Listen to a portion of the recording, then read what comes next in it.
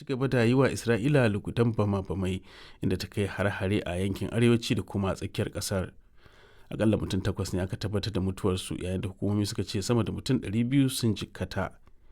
Wani hari da ya shafi wani gini a yankin Bat-Yam ya kashe mutum 4, inda kuma aka bayyana cewa sama da mutum 30 sun ɓace.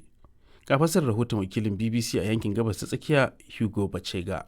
A dare na biyu an kwana da jin ƙara a sassan Isra'ila, yayin da take ƙoƙarin kakkaɓo makaman da Iran ke harba mata.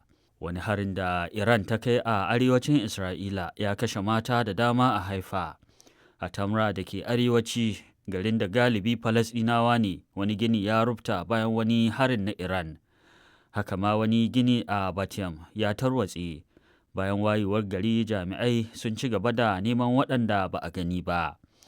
A Iran ma Isra'ila ta kai sabbin hare-hare da jirage marar matuƙa, kuma cikin inda ta kai harin har da hedikwatar tsaron Iran a Tehran, da kuma wasu wurare da Isra'ilan ta ce na da alaƙa da shirin nukiliyar Iran.